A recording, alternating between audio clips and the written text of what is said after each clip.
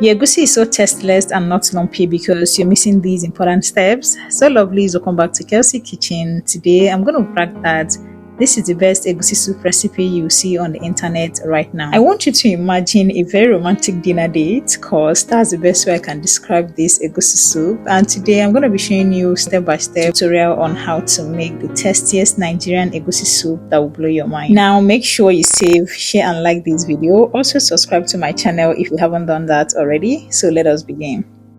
So the first step is to season and pre-cook our proteins, and in here I have some cow leg, some chicken wings and some Titus fish. These are my favorite proteins for egusi soup. You can also make use of any protein you have available. So I'll season with some onion, chicken seasoning, bouillon cubes, red scotch bonnet pepper and salt.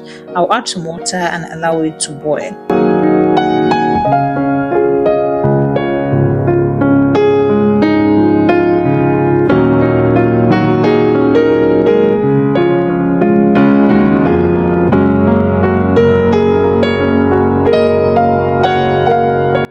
10 minutes later and the fish is properly cooked. I have to scoop out to avoid it breaking into pieces by the time I'm done making the soup.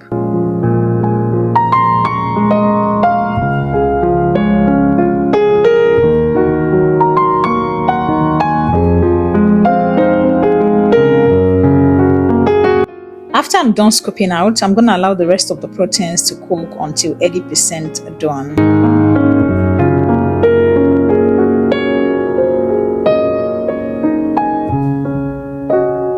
My proteins are well cooked, so we're going to proceed to the next stage. We'll be introducing the egusi powder. In here I have 2 deciliters of egusi, and this is equivalent to 7 milk cups of egusi. I grinded this at the market. If you have a very strong blender, you can do that at home. So I'm going to add in some stock, mix this properly until it forms a very smooth paste.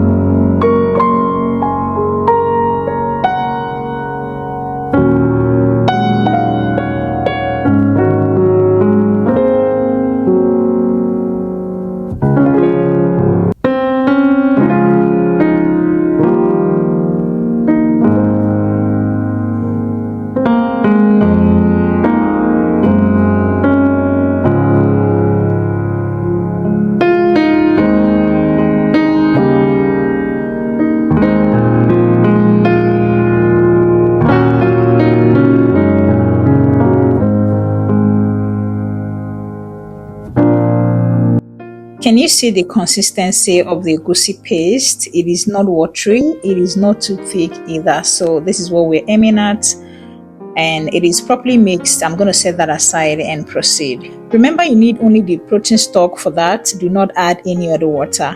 So checking back on our soup, this is the stage to add in our washed and deboned dry fish. So I've already done this using a very hot water, and I made sure it is properly cleaned.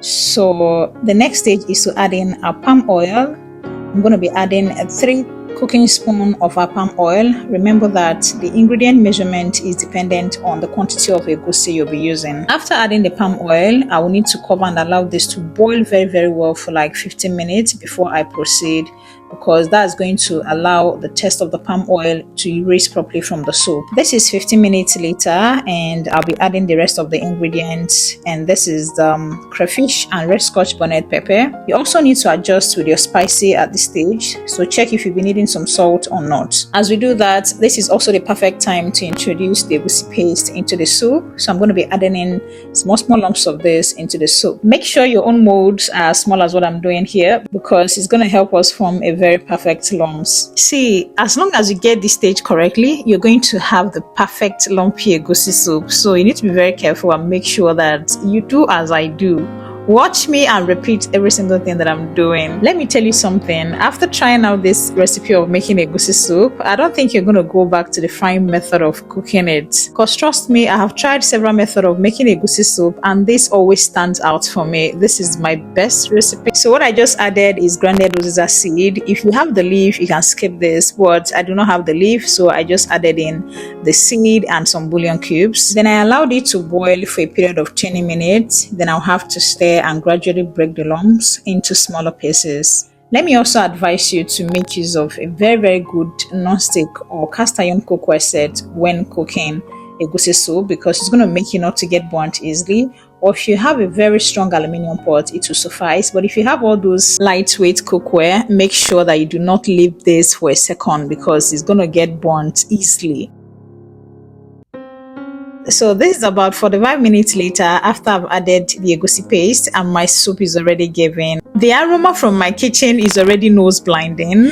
So this is also the perfect time to check if the salt is okay, if I need to add some red scotch bonnet pepper or not. So I checked and I added some salt, and it is time to add in the veggies. I'll be making use of pumpkin leaves and I love veggies in my egusi soup, so that'll be depending on your preference. If you don't like to see too much of veggies in your soup, you can just reduce it.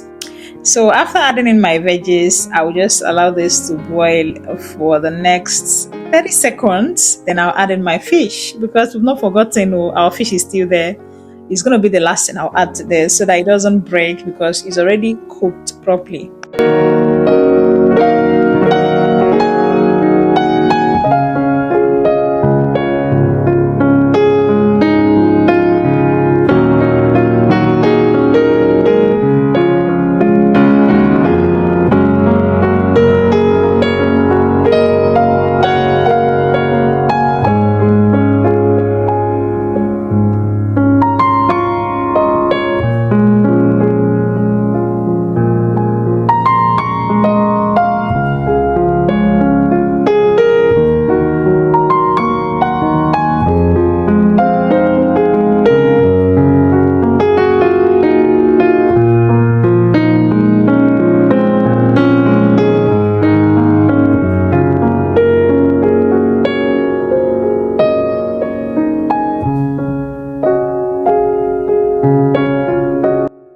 After adding my fish, my cooker is already turned off because this soup is ready.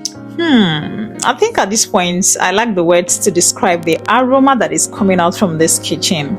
This soup tastes so good. Let me just say that if you try out this technique and the egusi soup doesn't come out perfect like this, you would need to hold me responsible and do not trust any other thing I say on this channel.